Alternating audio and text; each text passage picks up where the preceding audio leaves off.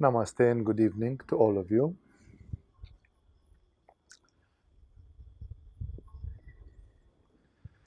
Tonight in our satsang, I wanted to continue in a creative way the idea presented in the last satsang which I did a 3 weeks ago, where I spoke about the very great importance of anahata chakra and the values of anahata chakra and the practices of anahata chakra in the spiritual practice. And we debated at that time that actually spirituality without anahata chakra is actually possible, and it has been done in various environments on this earth. It's not the most satisfactory thing to do. It's not the best outcome, and that's why many spiritual meridians, many spiritual paths, they are definitely trying to include some fair amount of anahata chakra in their grand development of the human being, because without anahata chakra there are lots of impediments.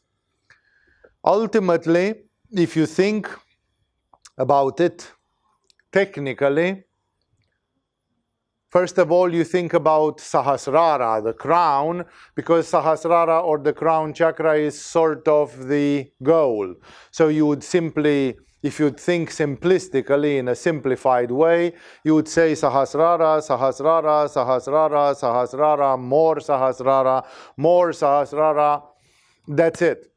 But ultimately, the first corollary of this is that there is very little probability that you will stay in sahasrara 24/7. Staying in sahasrara 24/7 would be equivalent with stopping existing in this world, like having a body and living with it on planet Earth. When you are constantly in sahasrara, becomes like useless. Maybe avatars sometimes come with the consciousness of sahasrara and they unfold the divine activity, being aware of their divine identity, and then they just leave. The second, if we go from 1 to 2, the second is of course Kundalini, the mother principle, the earth, because who goes to sahasrara? It is Kundalini. It is our terrestrial nature. It is the earth element that is rising under the form of Shakti, under the form of Kundalini Shakti, to go to sahasrara. And therefore, we can simplify the human existence at Muladhara, Sahasrara. If you are not in sahasrara, then you are in Muladhara.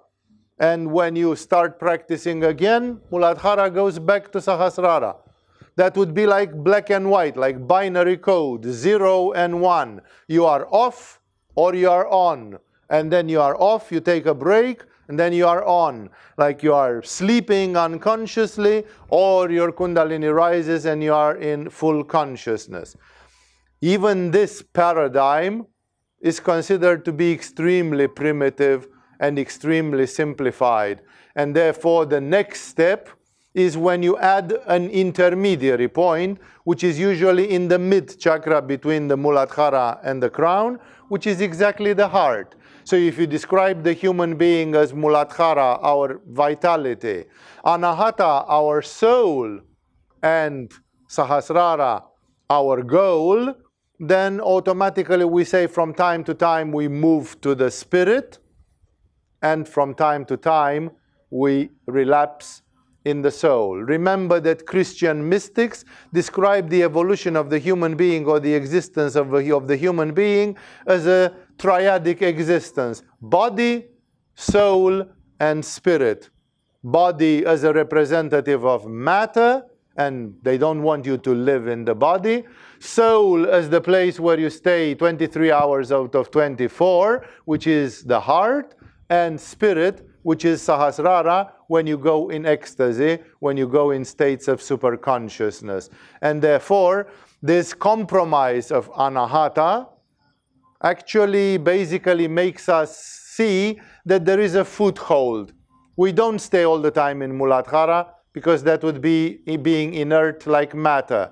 We don't stay all the time in sahasrara, because then would be in a state of pure spirit all the time, and there would be no activity on earth, there would be no compromise. But when we are in the mid state, then we are halfway between the heaven and the earth.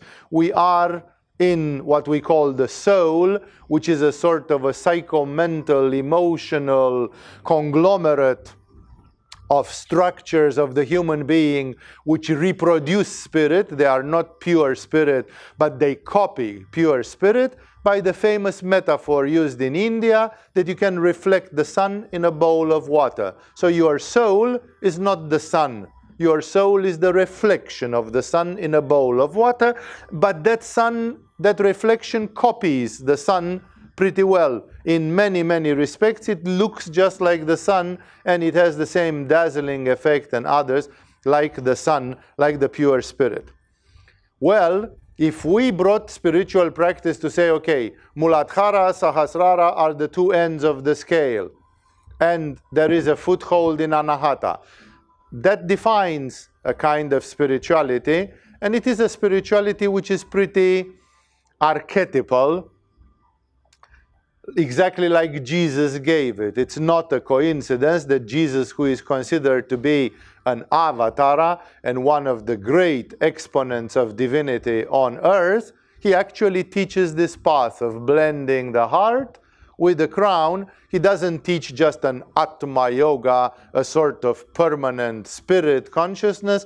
He describes the daily life as a state of the heart, as a state of anahata chakra. However, history demonstrates it that there are not only 3 chakras, there are 7 actually. So between those, there are also 4 other chakras, 2 below anahata and 2 above anahata, which theoretically each and every one of them can be a foothold in the spiritual practice. Not as archetypal as anahata, perhaps.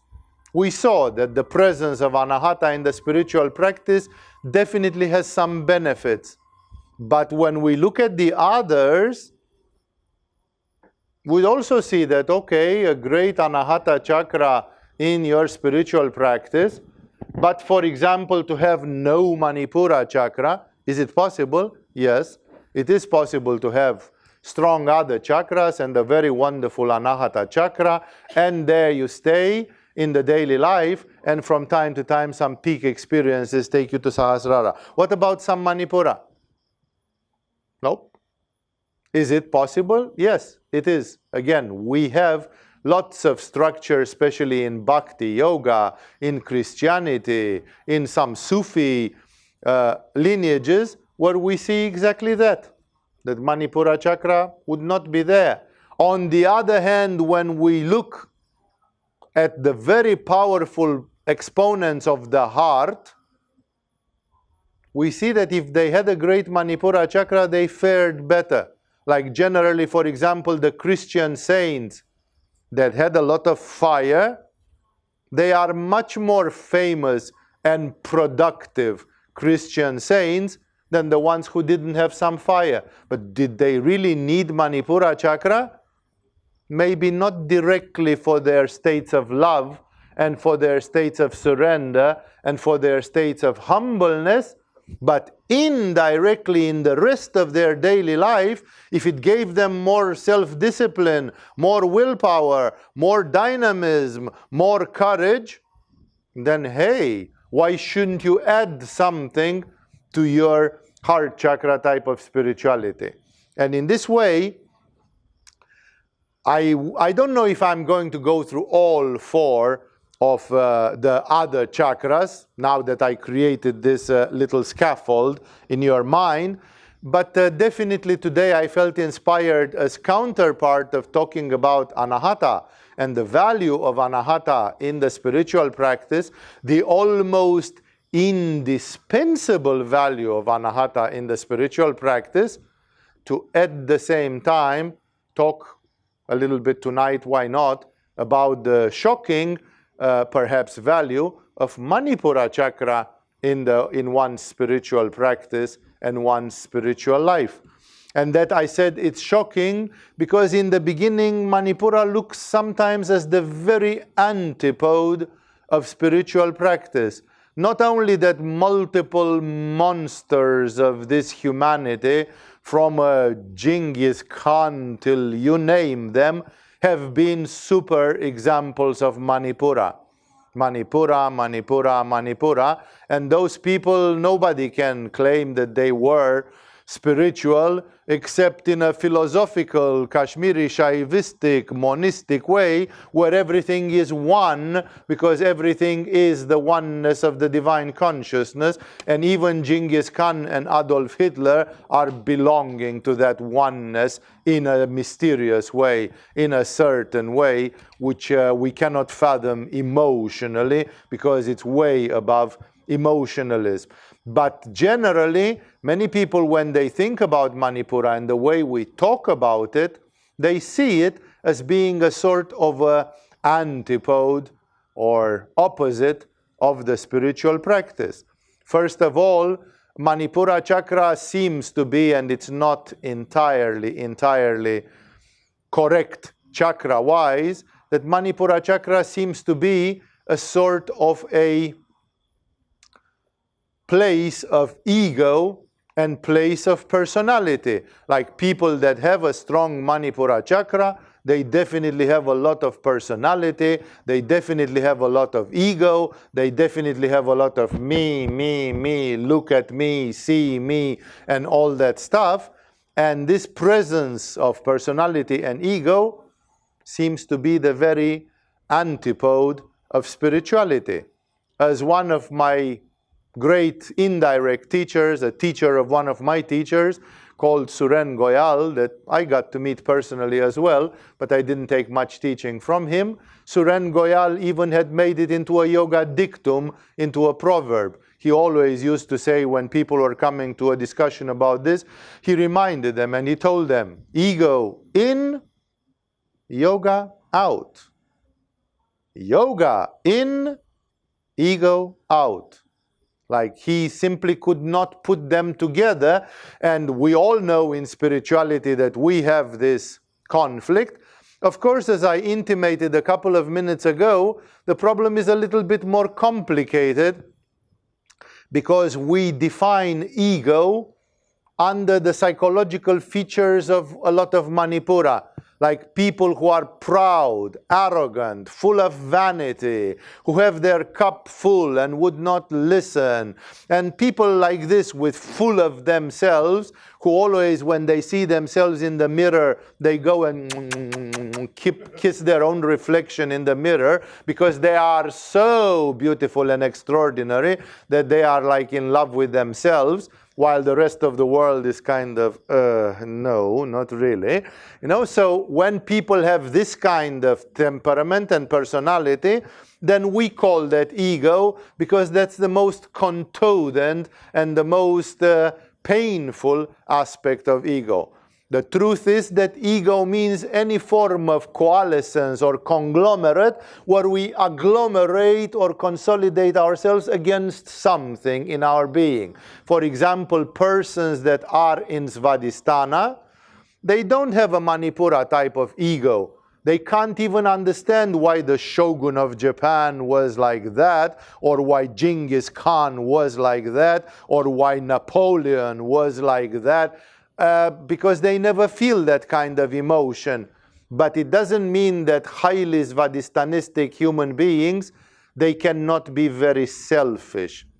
Sometimes you see Svadhishthanistic persons who have a painful agglomeration of ego, but it's more like an animal defending its bone. It's more of an instinctual, instinctive type of ego, that I want this and I'm like this and this is my not at all a Napoleon not at all a conqueror of the world or not at all an imperialistic person, but nevertheless a person very closed in themselves and very egocentric. So even the water can generate an egocentrism, only it's not the classical ego.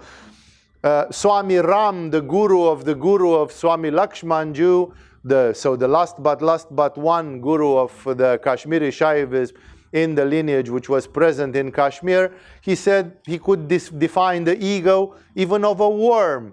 He said if you take a worm and try to crush it, it will defend itself, it will avoid. So even the worm has a sort of basic love for itself, which means in its case a sort of instinct of conservation, a sort of a primitive, muladharistic, blind, absolutely basic instinct to conserve itself at the cost of the rest of the universe, if that need be. So in this way, I just want you to expand the concept of ego, but for many people, this concept of ego is most classically related to Manipura chakra, because the egos of Manipura chakra are the most visible and the most painful.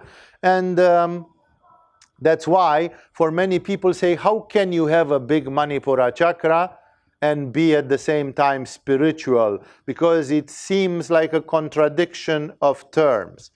That's why I said in the beginning I would even like to elucidate this famous issue of the eradication of the ego, of the annihilation of the ego. Many teachers of asceticism, especially when they do the yogas of the higher chakras, like especially Jnana Yoga in India and the derivative forms of Vedanta, Vedantic Yoga, and then some elements in yoga related with Ajna Chakra, with Sahasrara, they depict the world in very black and white colors. Like, simply, the problem is that the normal person has an ego, and when you say I, when you say what I like, what I want, what I am, you always talk about your own ego. Sometimes it can be with wings in Svadhisthana, in Muladhara. There can be a complex psychological structure of your ego, but we always refer to Manipura as personality. This is me, this is who I am, and you staunchly believe in it. The personality is a mask, and by the French name personne, it means nobody. So it's the mask, the personality, the persona is a mask and a nobody, and yet people cling to it formidably much. People say, yeah, but I am like that. You keep on clinging to a personality which has been defined by the DNA from your parents, by the astrological structure under which you are born, by the formative fields, morphogenetic and others, coming from your country, from your race, from the geographical place where you are born, from the education coming from society, school, television and media, and all these, they are encrusted like a mask. And we defend this mask, and very few people have the courage to sometimes abandon their mask and to say, yeah, I can be something else. At least I can try for 3 days or for 3 months to be very, very different. No, there are people who, let's say, don't manage to have detachment. But the samurai of Japan, they managed to be detached even on Manipura. They had a culture on Manipura, and on Manipura they were ready to give up everything, including their own lives. Like complete detachment, while the psychological level was on Manipura. So detachment is an option eventually. Most people in this room and in the world, but in this room as yogis, are not detached because they don't sincerely want to be detached full on, 100% on. And that's why, we talk about such values, but we could theoretically decide 3 months, I'm going to be detached. Exactly as that man from the example of Swami Rama, who decided that for 30 days For 1 month, he was going to absolutely tell the truth. 100% absolutely the truth, the whole truth, and nothing but the truth. No? And that changed his life enormously, totally, radically. So in the same way, it doesn't cost anything for anybody to say, I would like to be like a samurai for the next 6 months of my life. And I will be, among others, I will be detached. Detachment as seen from Manipura chakra, not necessarily the ultimate detachment from the kanchukas of sahasrara and so on. That I cannot fathom that one yet. My level of meditation and my level of consciousness is not there yet.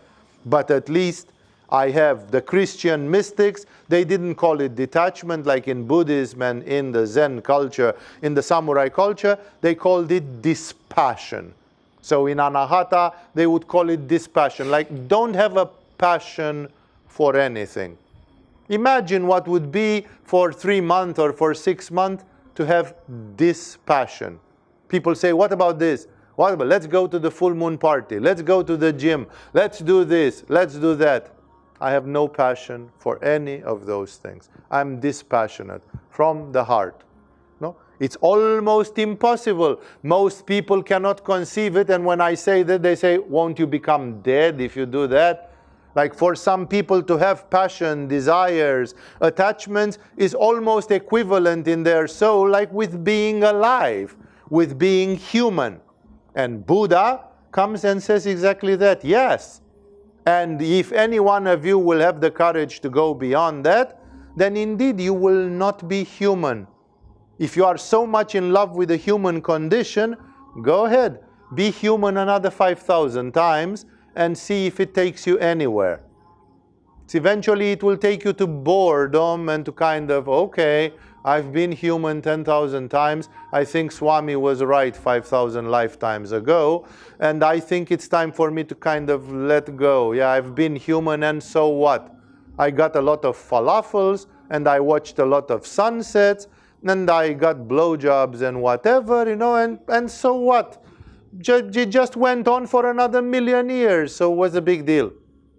No? Eventually it's like running in circles. Eventually you still have to go beyond that. So the question is, of course, when do you feel prepared? When the soul inside you is asking for it. When something inside you says enough is enough. How many people have not seen a sick man, an old man, and a dead man? Everybody did. But when Buddha first time in his life saw those three, he freaked out and he lost his mind. Because for him, he was ripe.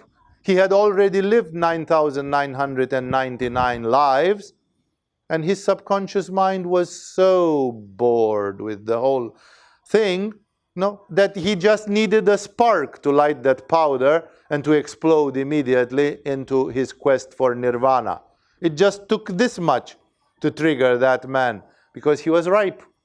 He was ready for it. So I'm not saying, as you know, that I very often say, I'm not saying that all of you in this room are ready today to put the efforts that Buddha and Milarepa and whoever else you want, Ramakrishna, have put into their quest.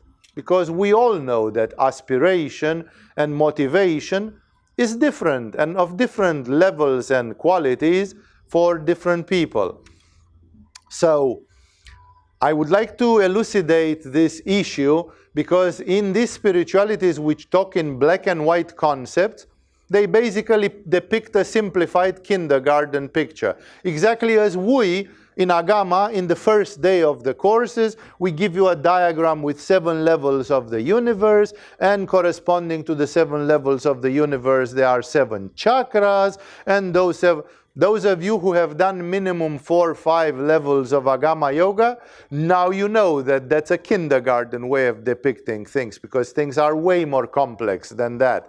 But in the beginning, you would make a beginner crazy by trying to describe the whole picture. And that's why you have to start from a working model. You have to start from something which is simplified and which works. And then as they practice more and as they get to know more, you can give them a 3D vision, a more rich vision of the whole thing. The same thing with the ego. When people give you a kindergarten vision of the ego, they just depict things in black and white. God and the devil. God is the spirit, and the devil is your ego. And therefore, whenever you are egoistic, you are ruled by the devil, and the ego is your obstacle to spirituality, and ego must go out so that yoga will come in. And therefore, basically, most of the lineages of extreme yoga, and not only in India, they preach a concept which would be called annihilation of the ego. You have to terminate your ego. Your ego is your enemy. If you look at it in shades of gray or in color tones, you're going to find out that this was just a black and white story.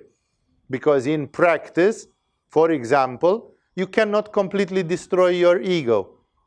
Your ego contains the elements which make you breathe, which make you eat, which make you drink water, which make you kill viruses and bacteria and microorganisms which invade your territory. That's a manifestation of the ego. Why shouldn't you be selfless? And if a gazillion viruses and bacteria want to come and feed on you, you should be compassionate and generous and says, sure, it belongs to everybody. Why should I defend myself? But then your immune system would go down to zero and you'd die in maximum 3 days. Therefore, honestly, even Milarepa and Ramakrishna and the likes of them, they had some residual ego. They had to have some residual ego because otherwise they would die. There have been yogis who tried to push the envelope a little bit on it, just creating histrionic effects, just creating theatrical effects. Like Ma Anandamayi, who was notoriously a very, very enlightened female guru and who liked to be very flipped in so many ways.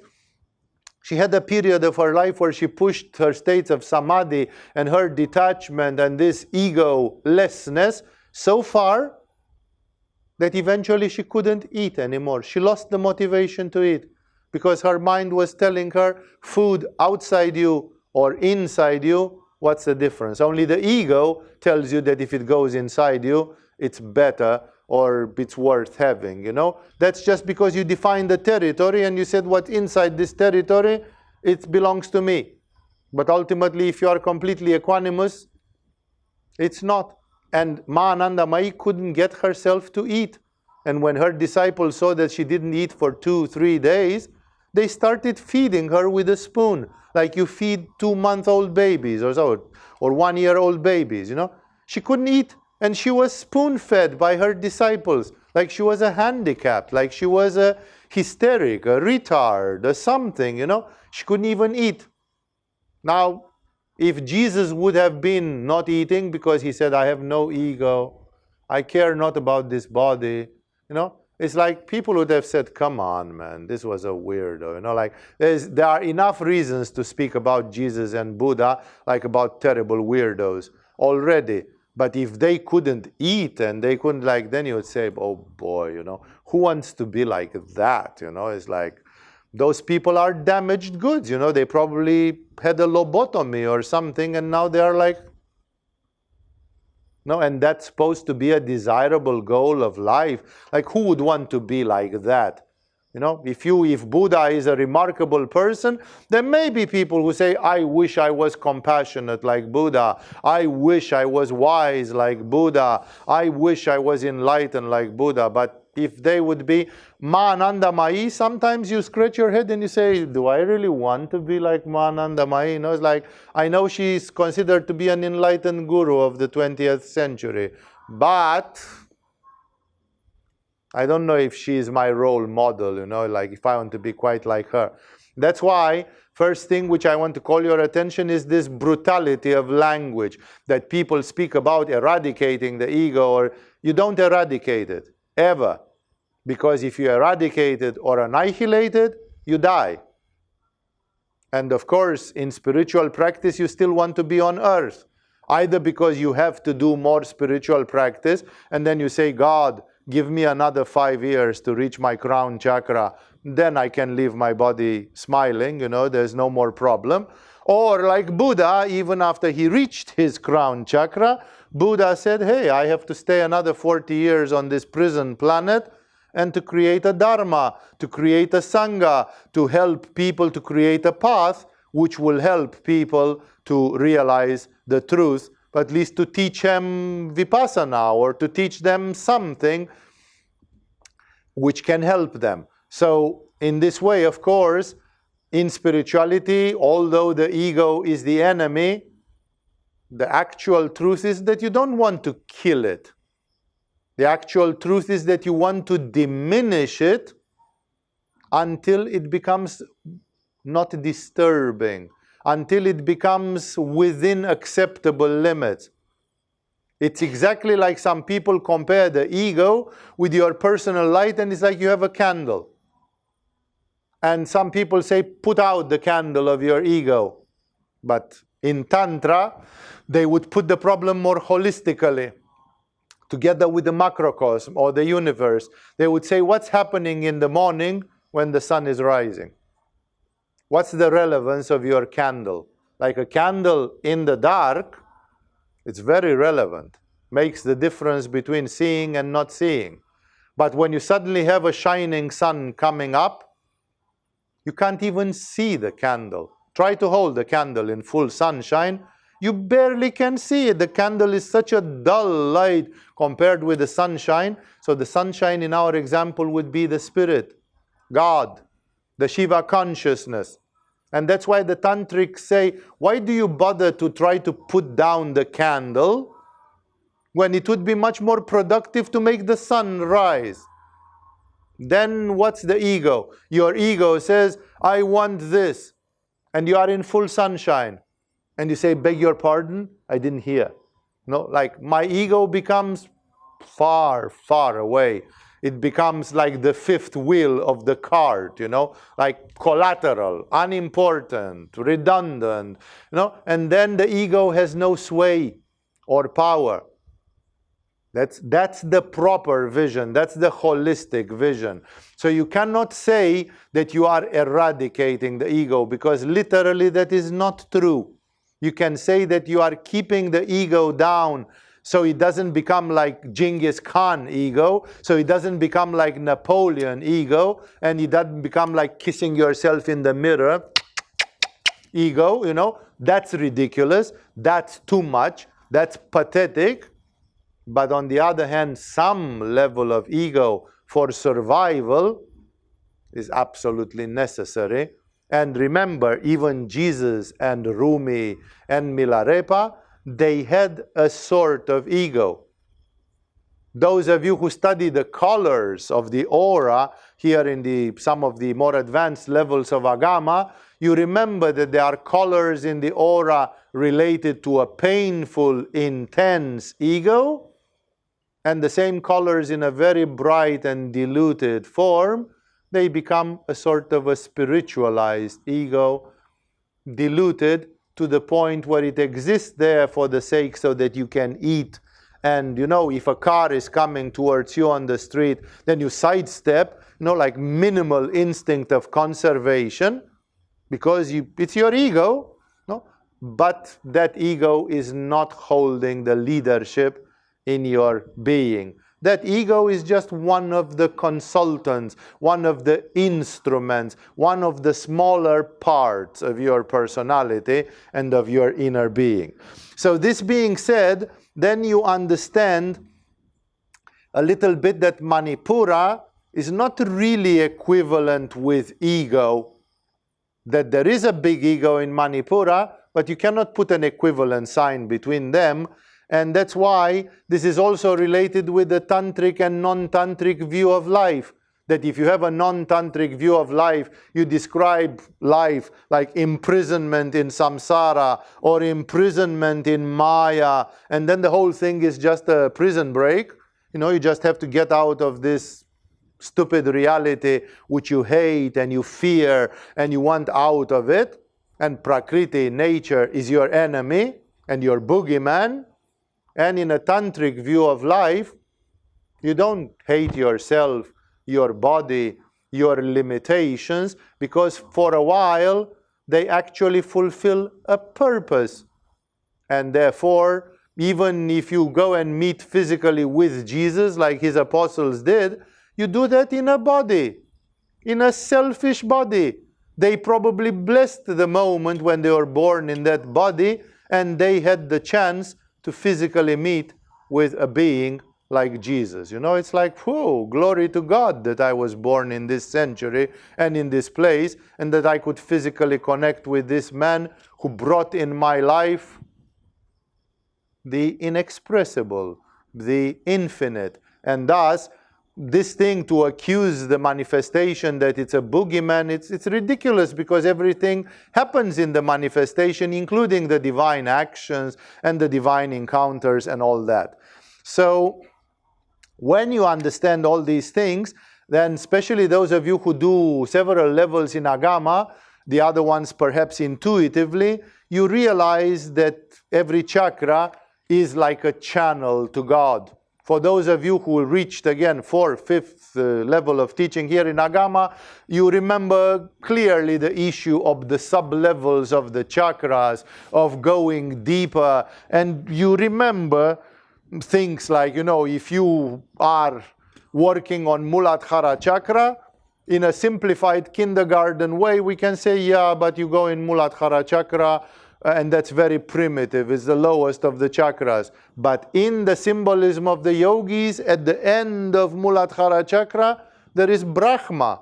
So actually conquering Muladhara chakra, acquiring the 100% arousing and activation of Muladhara chakra, would mean discovering Brahma. And Brahma is one of the basic personalities of God in Hinduism. It means the creator of the universe, the creative force. So actually Muladhara alone, and it would take you to Brahma. That sounds very good.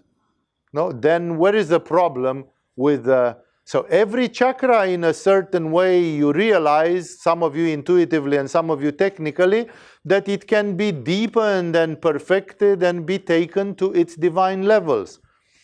Some outshots, some byproducts of the Theosophical school, they even generated in some of this Theosophic and late Theosophic literature, they generated a fascinating theory which they took from the Hermetic Western tradition, which they called the theory of the 7 rays, by which they said that exactly as everything is like the white light and the prism which reflects the 6 colors of the rainbow, so everything is an ensemble of 7 colors, white plus the 6 components.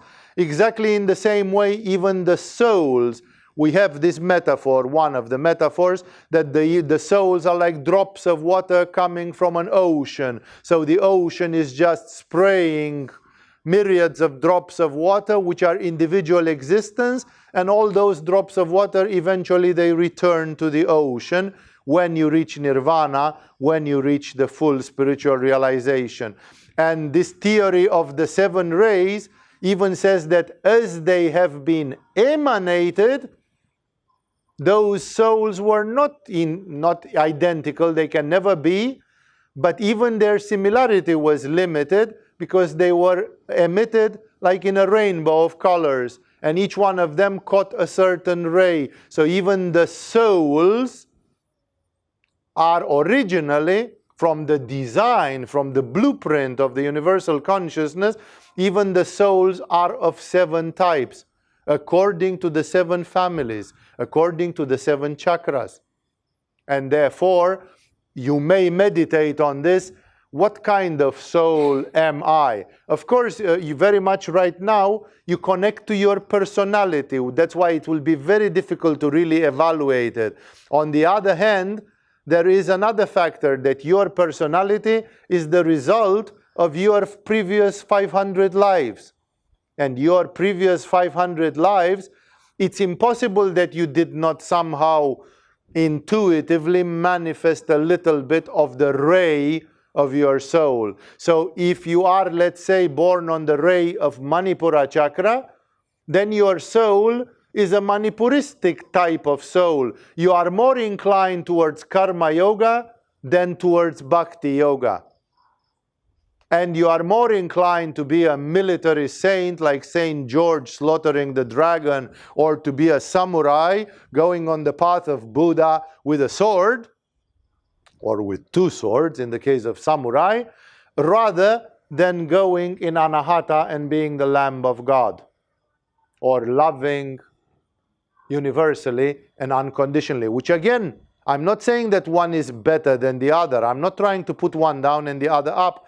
I'm simply saying that it can be that your very soul has a dent on it, has a mark on it, has a seal on it, which makes it slightly preferential of some things in this universe.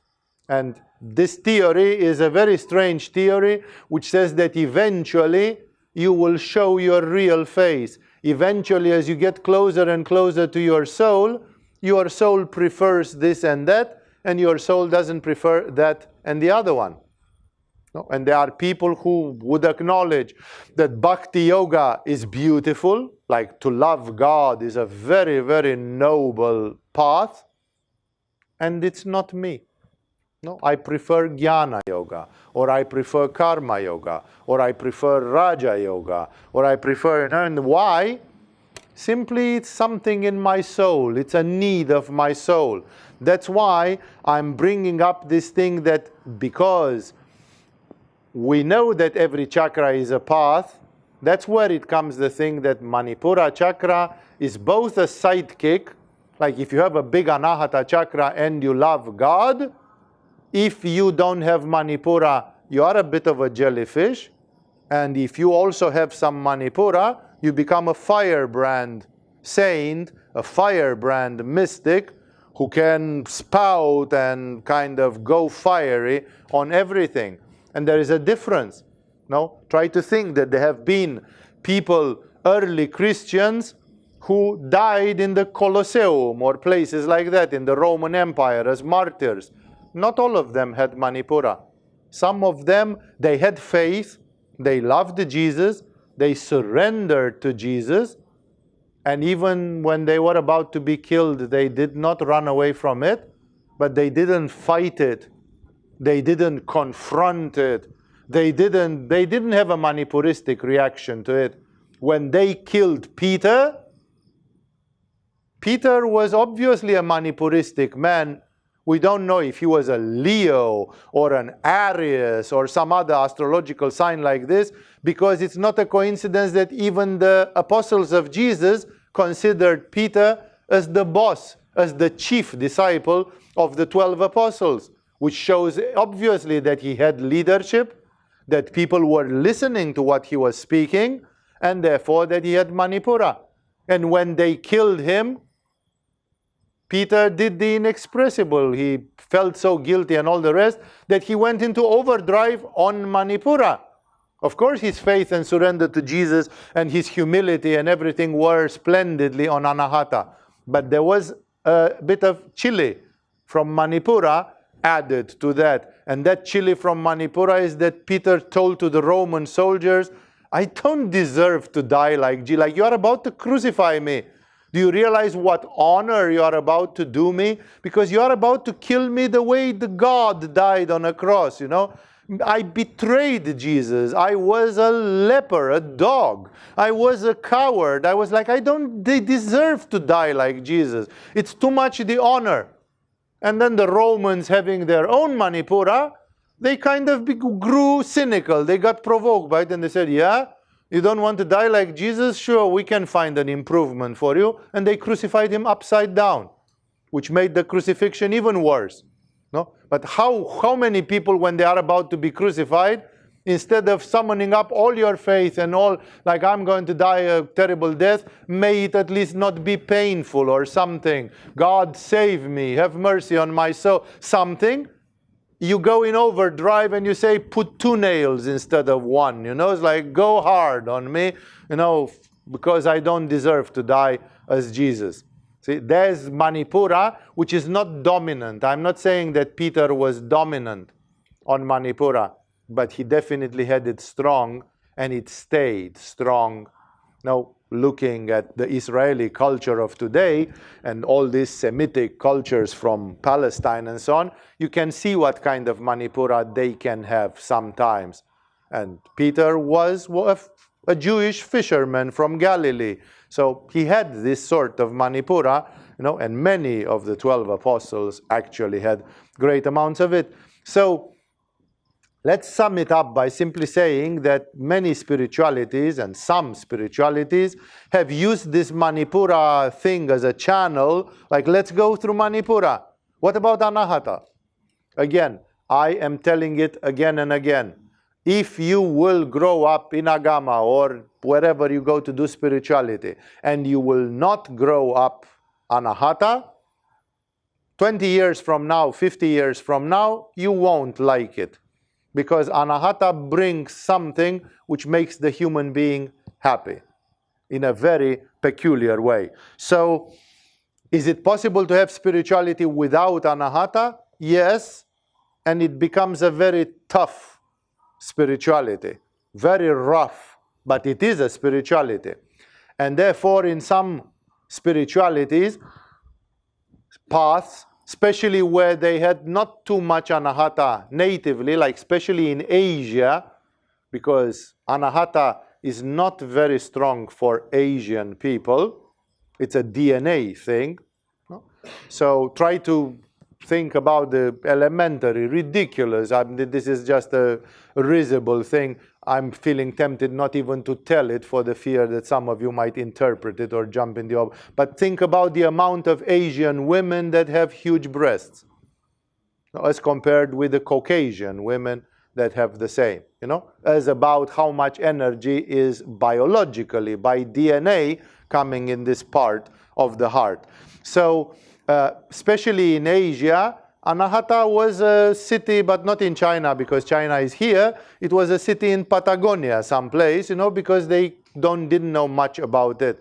And that's why in very many Asian spiritualities, they preferred Manipura, they preferred to spice it up with some ajna, but somehow they missed Anahata. They created other spiritual profiles to their disciples, to their spiritual practitioners. And you see it in the Zen Buddhism, especially the Zazen, the sitting Zen variety, which is emphasizing from the very beginning on the fact that the center of your being is hara. You will never find a Zazen teacher who tells you center yourself in your heart. There's no heart. The center is in the hara. It's 2 finger breadths below the belly button. That's where the center of your being is. And thus Zen Buddhist, especially in the Zazen variety, martial arts, Buddhist or not, because in China there are martial arts which are Taoist of nature in terms of the philosophy of it, and still they are on Manipura big time.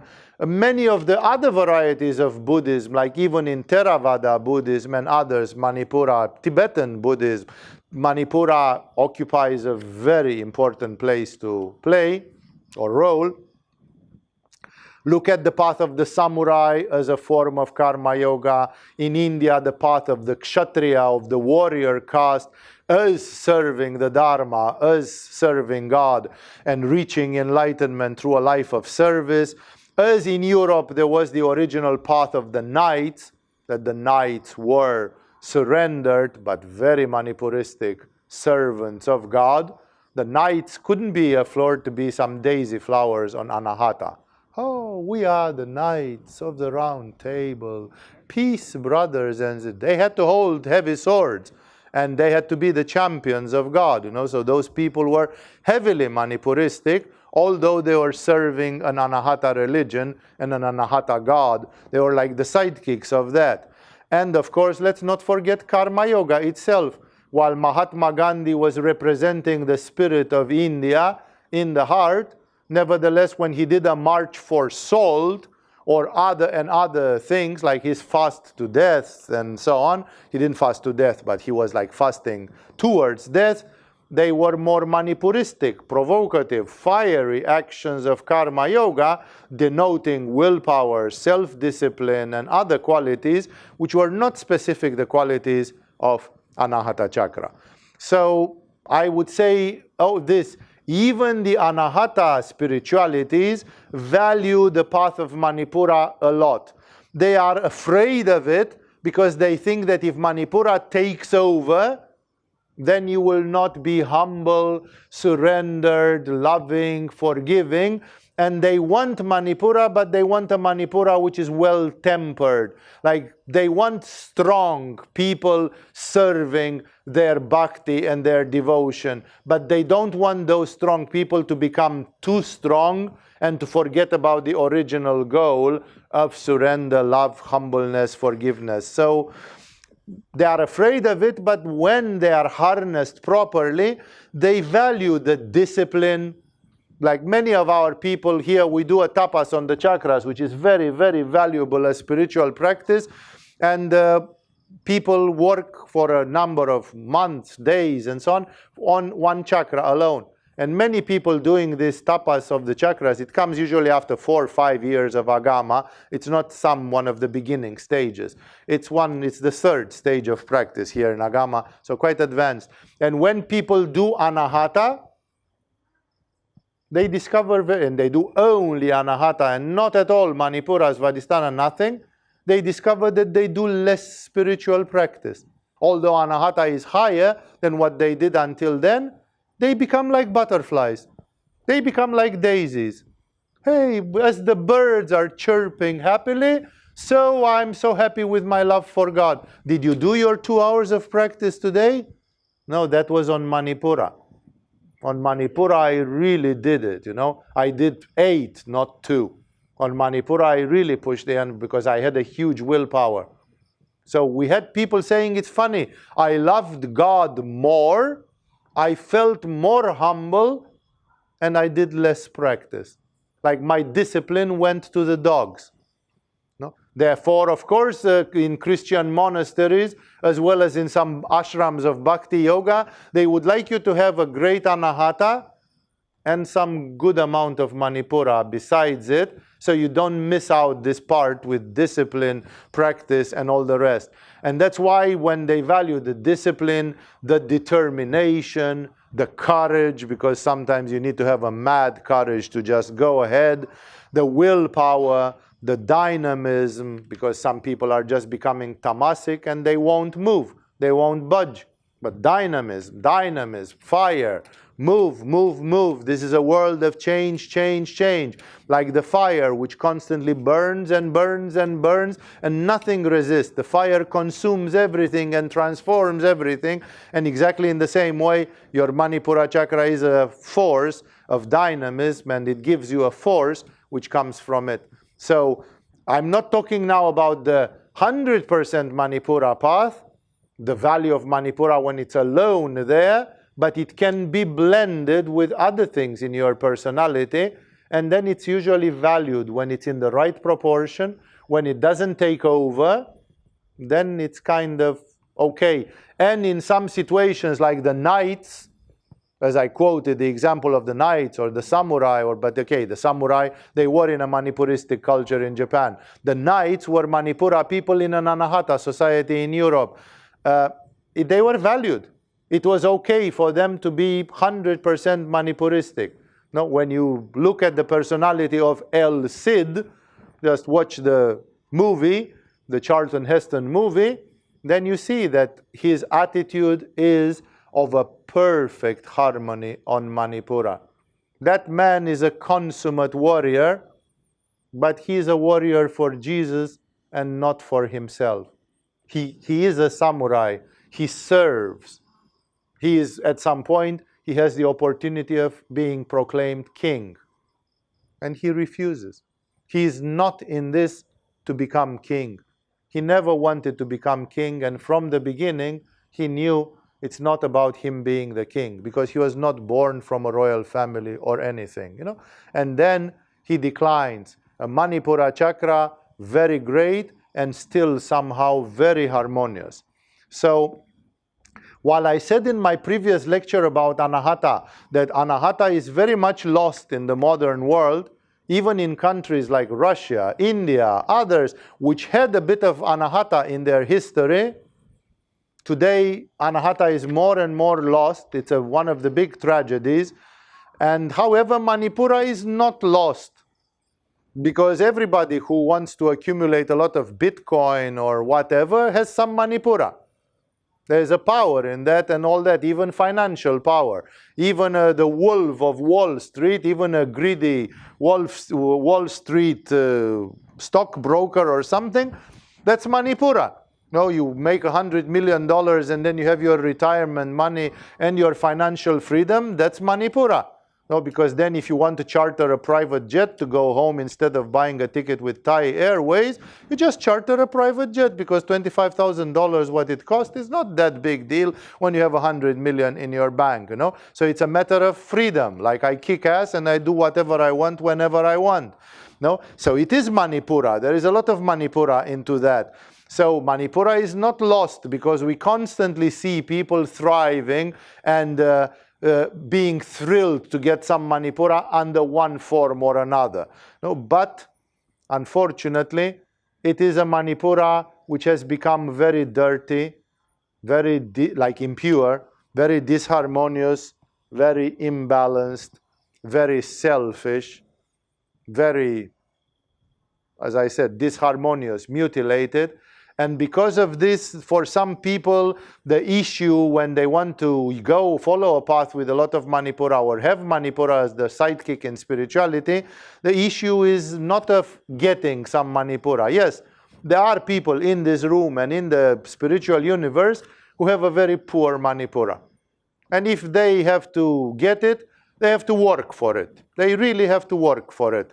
Now, I have known people who after 2 years of steady work or something, they started feeling a consciousness based on Manipura, and they loved it. They fell in love with it. It was like their life was new. It's like a conquest, you know, like you have conquered a new standard in your life. But for many people, it's more an issue of purifying the Manipura which is already there, harmonizing it, and directing it in a spiritual way. I know people with good Manipura, but they use it only to fulfill their own ego constantly. It's only for self-aggrandizement, it's only for self-satisfaction, it's only for blowing their own trumpet and beating their own drum. It's only for things that serve them and a couple of people that are happening to be in their entourage among their proteges, and therefore it's still a Manipura thing. It's like a gang spirit. It's me and my band of brothers. It's me and my gang. Most of these gang connections are Manipuristic. But it's one thing when people are all for one and one for all, like in the Three Musketeers, which is a sort of a clean Manipura friendship based on honor, decency. Like the Three Musketeers would never ever be dishonorable to each other or to somebody else in the outside, because then the others would pull their ear immediately and would say, that's not who we are. We are Athos, Porthos, and Aramis, you know, we are like that. Remember, no? So in this way, that's a clean Manipura, so it results in a value like friendship. But when it's a gang mentality, then it's like Ali Baba and his 40 thieves in a den, no? And that is a dirty Manipura. So for many people, Manipura is more accessible because there is some of it there, no? Anything, a quarrel in a household, the husband and the wife are quarreling. You are a bitch, you are an asshole. No, you are a bitch, no, you are an asshole, you know. And everybody is trying to demonstrate that they are stronger than the other and that they are right. Such a quarrel is just a quarrel of ego. If it is hysterical on Svadhisthana, they start throwing dishes and screaming and doing hystericals to each other. If it's on Manipura, they start beating each other and hitting each other, and they start using really power games on each other in those conflicts, you know. But it's still a war, and it's still a development of this. So therefore, it has to be directed in a spiritual way, because it's very difficult for a person to have personal power and not to use that personal power in selfish ways. To be extremely strong and at the same time to be detached in some ways. Then the typical anahata values, because we are very used with anahata spirituality, even people who come to yoga, because yoga in India, there was a lot of anahata. Bhakti yoga is 90% of Indian yoga almost in the 20th century. And therefore a lot of values are values of bhakti. And we can't, even the yogis, not to mention the Christian mystics in the West, they keep on talking about spiritual values, which somehow they have something to do with anahata. Like we speak about aspiration from the heart, like a longing, like a loving longing for God. We speak about humility as the solid foundation of all other virtues. We speak about love, like unconditional love, and all those. And then on Manipura, obviously, those are not there. And that's why in Manipura, when you follow it, you are going to see that they are replaced by their harmonious equivalents in Manipura. Because there is a way of love in Manipura. But it's not called love, and emotionally and psychologically it doesn't manifest like love in the European culture or in the Indian folklore or in the Indian literature. It's different. No? People have noticed that until the late 20th century, in Japanese language there was not one word for love. The words which are used for love are words which meant loyalty, duty. Like you love your father because you have a duty to your father. It's your duty to your father. But it's not about love. Because it's a city in Patagonia for those people, as I said. It's like where? Who has this emotion in our village? Nobody. Nobody. No. Can you imagine a village of 3,000 people where not one of them has 1 millimeter of anahata chakra? And nobody even talks about it. It's not part. There is not a word in the language, for God's sake, for it. No. And I know there is one of the famous novels of Japanese culture that we use here to define some elements on Manipura, and there a man is with a woman and he's displeased because she is not his romantic type of babe. And he says, but she doesn't love me. He complains to a third woman, to a third party. And that woman says, are you insane? Like this woman would die for you any minute because she's a samurai woman. And you complain that she doesn't love you? Like what more proof of love? You are so funny. In a Manipura culture, somebody can die for you, but they don't love you the way you do it in some sugar-coated or some romantic culture. Again, even if it's not romantic, even if it's the anahata, the tragic anahata of the Bollywood movies, or even if it's the tragic anahata of the Russian culture of Andrei Tarkovsky or stuff like this, still, it's not there, and still it means the same. And that's why, remember that there will be always equivalents, not identity, but those equivalents would also hold and work. For example, for anahata people, aspiration is like a longing. Like I don't know why, but I'm longing for God. It's like God is my lover, and I haven't seen him for 1,000,000 years, and I'm longing for him like a flower is longing for water. I'm withering without the presence of the beloved. But in Manipura, that becomes commitment.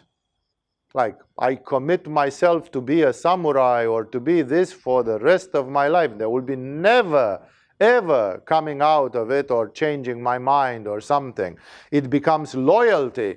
Like, I'm loyal to my Buddhist monastery or something. I can die for it. Nobody will change me. I'm like the soldier of God's army.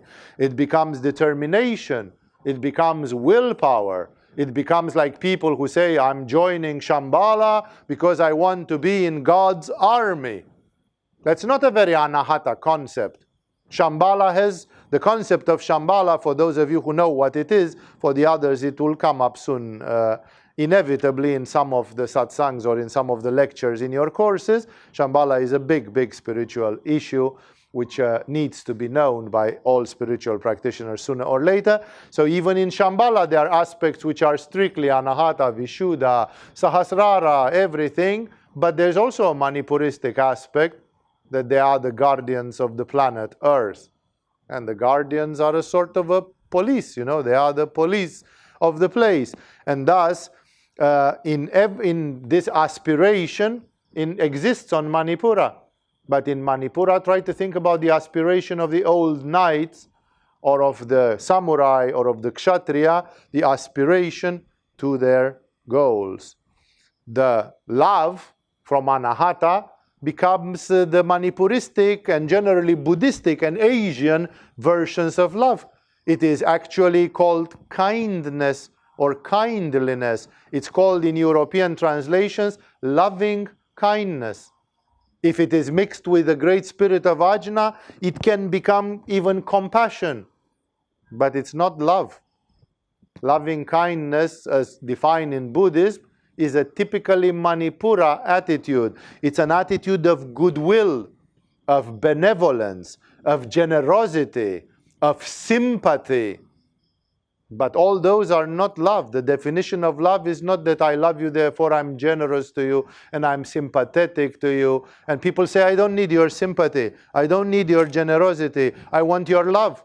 Because it's not the same thing. You are not paying it. One is anahata and the other one is Manipura. When you see most of the Buddhist masters of Asia, including the Dalai Lamas and this, you don't see anahata. I'm not saying that some of them don't. Seldom it happens. But you see a lot of extremely nice Manipura. The Manipura of the benevolent king. The Manipura full of generosity, of goodwill, and which can die for you. That Manipura can die for you. So it's full of self-sacrifice, loyalty and everything. But still it's not love. It's not the same as love in terms of the energy. Humility, which what is humility in anahata, then it becomes service. It becomes being of service, selfless service, like in the case of Mahatma Gandhi. It becomes consecration, consecration to God. Do the right thing. It becomes karma yoga. No? So it is humility, like it's not me. All glory be to God. No? It's like, you remember Henry V, who definitely was not depicted as an anahata person. Henry V, in the famous play of William Shakespeare, who is defined as a very Manipuristic person, you know, by what he says and what he does.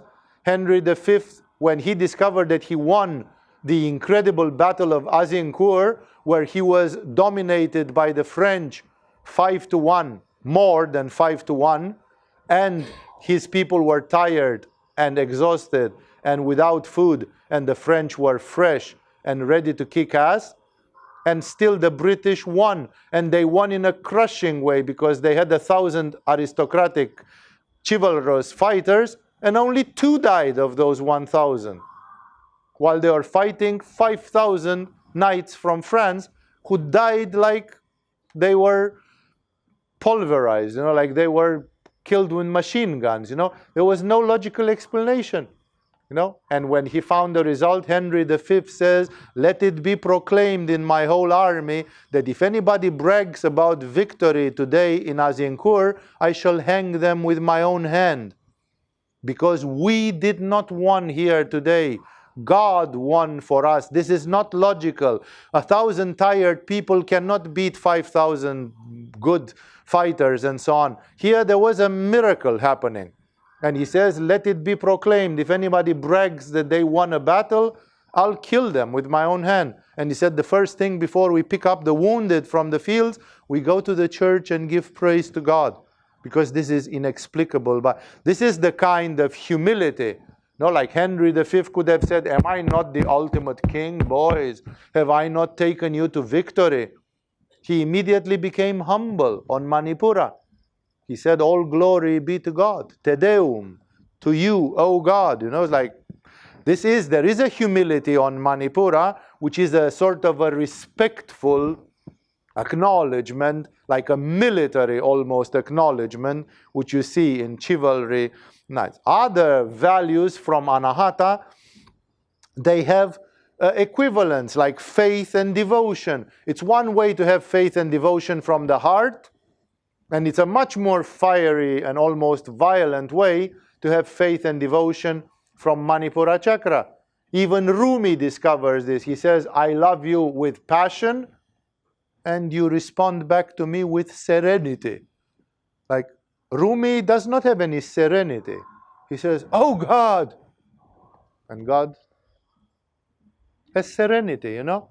Like, I don't share your fieriness, you know? I know you love me in a fiery way, and it's good. You are very sweet to watch, you know? But I'm not doing that. I'm loving you with serenity. You know? And Rumi acknowledges, he says, you accept my passion. He has passion with the serenity of true love. And he says, one day I shall be a lover like you, you know, like now I'm still a human lover, a man who mixes anahata with my Arabic, Persian temperament, because Rumi was Persian of origin, you know, and he had this Manipura of the Middle East people, you know, he had this Persian Manipura, you know, and he says that's not the perfect thing, but hey, it's still good. No, so he has a love which is he has his own brand of faith and devotion, being helpful to all, like from anahata, which again becomes forms of service. Gratitude on anahata feels in a certain way, and it's with tears, and gratitude on Manipura, it's much more vertical and structured. Not that there is anything wrong with the one on anahata, but they feel and they go in a different way. Everything, to be thoughtful, to be indifferent to praise but open to criticism from others, to speak moderately, to speak with a smile, to speak that is good and true, to have contentment, to have forgiveness. There is forgiveness on Manipura. That's why the environment which generated the idea an eye for an eye and a tooth for a tooth is still not very pure. Because even in Manipura environments like Buddhism and others, they conceived a sort of forgiveness in an engineering way. Buddha says from Ajna, if somebody commits evil and the other person commits evil back because of the karma, and you again commit evil in the next life, and then they come again and there is a vendetta which goes like this over 100 lives, it's like a pendulum which goes non-stop from left to right, and it cannot be stopped. So one of you has to stop it. So when the pendulum is on your side, then you just bring it back to zero, put it down, and say now it stops. And therefore, he defines this forgiveness not as an act from anahata. He defines it as a self-control from Manipura and as a logical thing from ajna, that real intelligence should make everybody see that revenge is useless, and an eye for an eye, as Gandhi said, leaves the whole world blind. You know, it's not from anahata. It's Manipura and ajna. And that's why Buddha said, every time when an evil is forgiven on the face of this earth, that much evil dies. It's like you dematerialize it and send it back to the void. No, like there is some evil, what to do with it? Like we have garbage. No, like people have residues, waste, nuclear waste, and what to do with it? Wherever you put it, it pollutes the planet.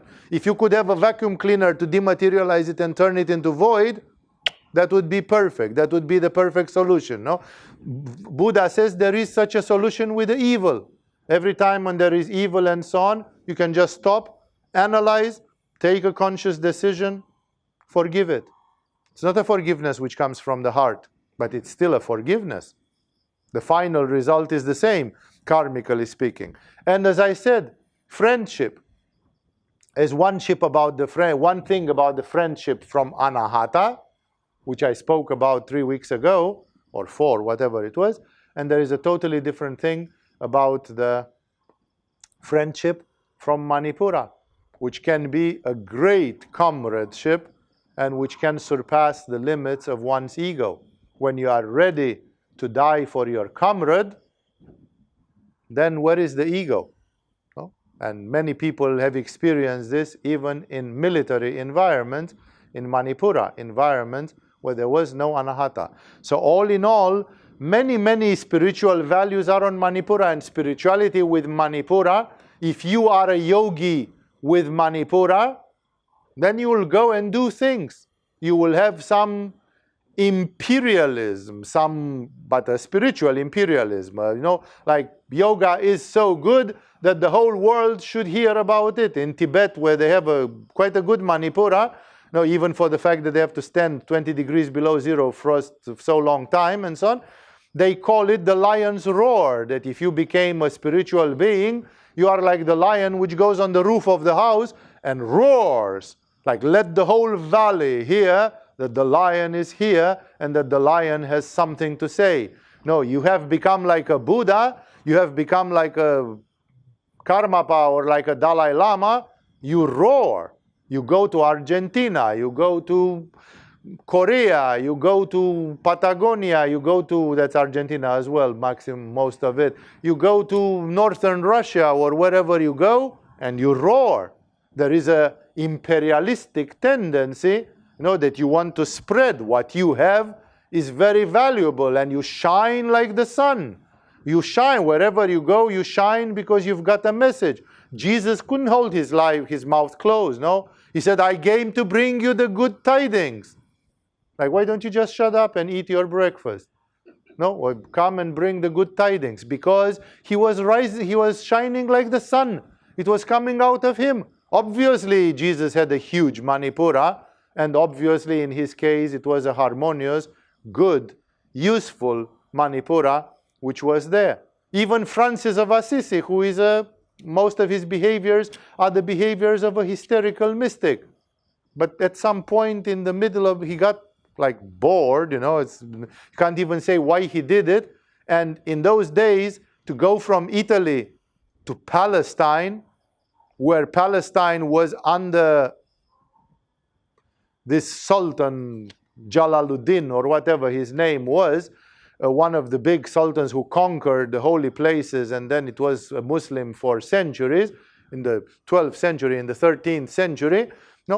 To go from Italy to Palestine, first of all, there were 8 chances out of 10 that you will not survive, that you will die at sea, that there will be pirates, that there will be highway robbers, that you will be taken prisoner religiously, and so on. Like, it was a madness. All these people who did pilgrimages to the Holy Land, today you can go to Jerusalem and see the holy places. And if you pass through the passport control of the Israeli police, you go and you will see the holy places. No? But in the 12th century, on the 13th century, this was madness. And not only that Francis of Assisi went, but he didn't go to see the holy places. Guess why he went?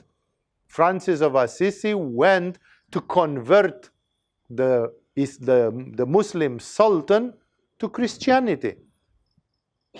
He went like a missionary.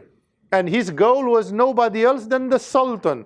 Like, why should you waste time with smaller people when if you convert the Sultan, And he got an audience, and he told directly, imagine, there was a whole retinue, and he said, Sultan, I come here in the name of Jesus Christ to convert you to Christianity. Everybody's jaw dropped, like, this is just a madman, right? He's a hysterical. This is like Jehovah's Witnesses. It's some idiot who comes and knocks at your door to give you some good tidings and to convert you to his sect. What the heck is he doing, And he said, look, you must be deranged mentally. Or so, like, what's this? And he said, Sultan, I don't want to speak without argument.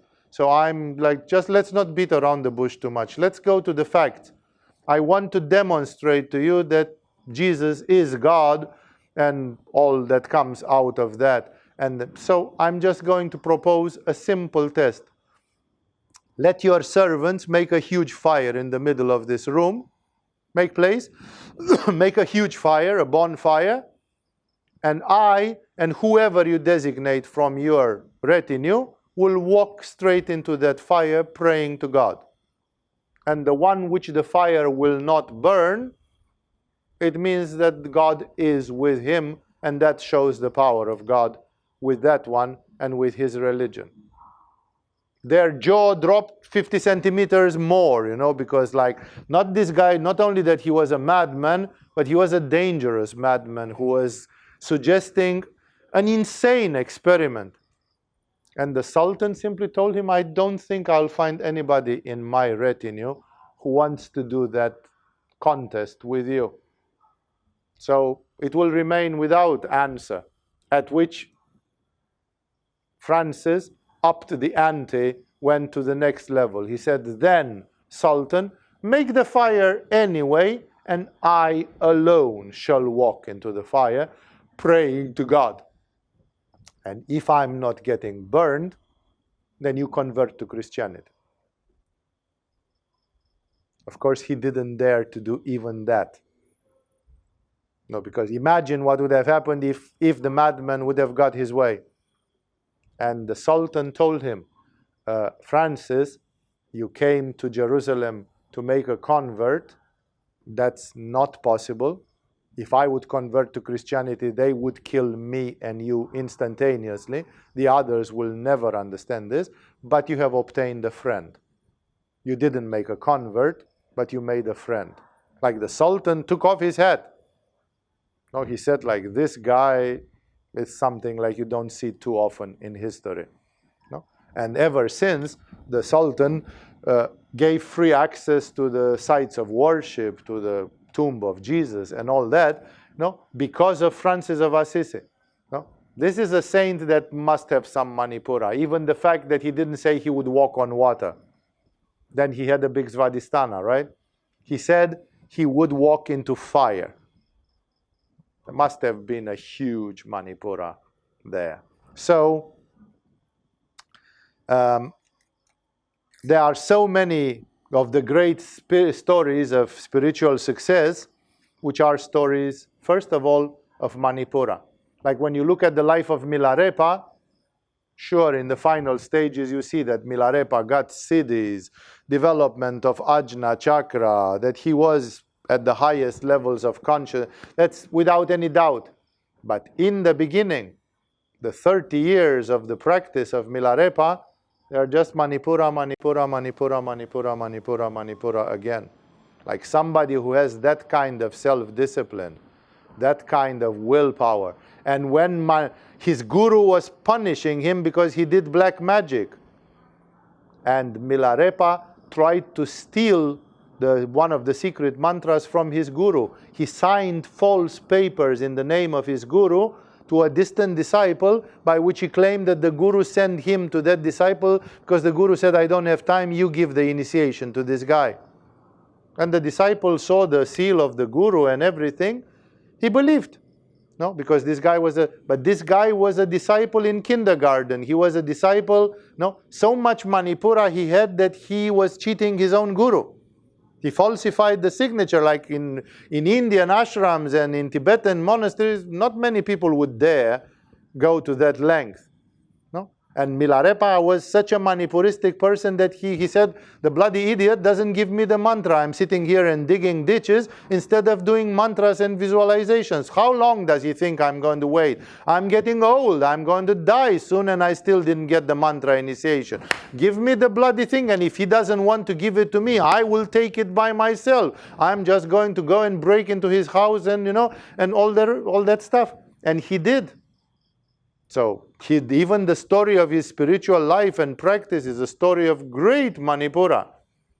But that great Manipura made him the most formidable yogi of Tibetan history.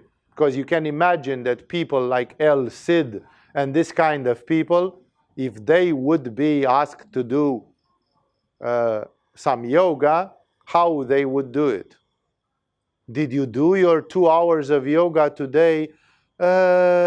No, my friend was leaving the island.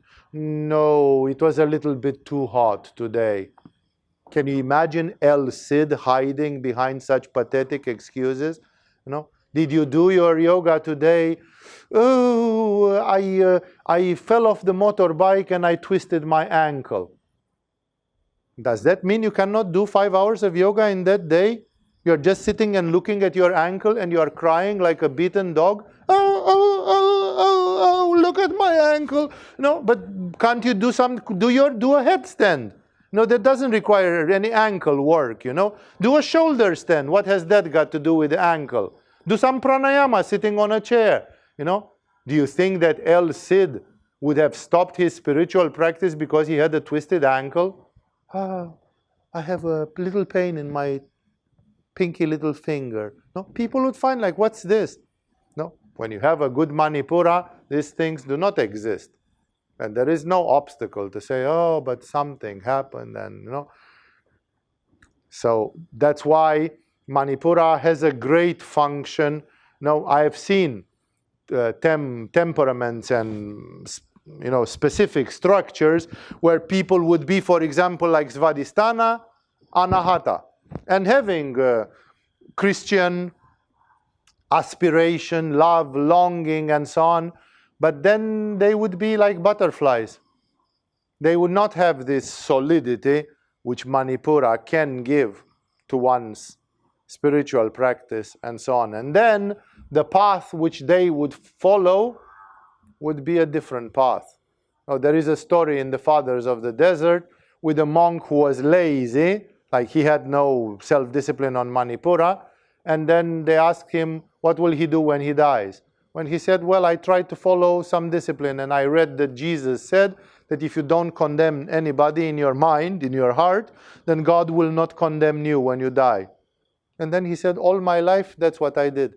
I tried never to pass judgment on anybody. Any asshole, any idiot, any, and so on, who did obviously things, I always said, I'm not the one to pass judgment. I cannot pass judgment.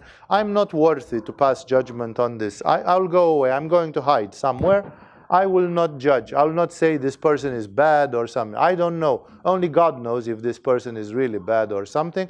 I will not dare to. And he said, I did this, Like he didn't have Manipura, but at least he did something else. So I'm not saying again that without Manipura is impossible, but then you will have other paths which will be more twisted, more weird, more delicate in some other ways. One over the other, I was contemplating, because many people said, what about Vishuddha chakra? Why don't you make a retreat on Vishuddha chakra or something? Because it's very spiritual and so on. So I was thinking about one of our teachers in the school here, in one of the previous years, he even made a retreat, like we have the meditation retreats, on Manipura, from one end to the other. It was called, if you look at the previous timetables of Agama, it was called consciousness of fire. Like for some people, even the fire means a huge spiritual victory, because they are svadhisthenistic jellyfishes and confused and living in the lower chakras. And at least if you would be in Manipura, you would be at least at the level of a samurai or something like this. That would already be some form of superiority. Now, not to mention that it can go even further than this. So after I spoke about the role of anahata chakra, I thought about highlighting a little bit the roles of Manipura, perhaps the role of Vishuddha, Ajna. Again, I don't know if I'm going to go in every single chakra, but just a few of the more frequently used ones, or the few at least of the least understood ones, for you to start having a more clear image of what the spiritual path actually involves. So I will not say more. This, I think there have been enough ideas for you to think about. With this, we'll conclude the satsang, and I see that in good time, because we have competition, and I hope you all know that next week there will not be a satsang, precisely because of that, because that thing is going to go on like crazy for about 5-6 days. So therefore, we'll simply patiently wait for this to go away, and then we'll do more of our things. So I will see you in the next satsangs. Look at the calendar, see when they are, and with this we have finished for tonight. If again this produces, if such satsangs, they produce questions in you, write them down, remember them, and when we have Q&A sessions, come and ask me. questions which are caused by the subject of such satsangs. Enough for tonight.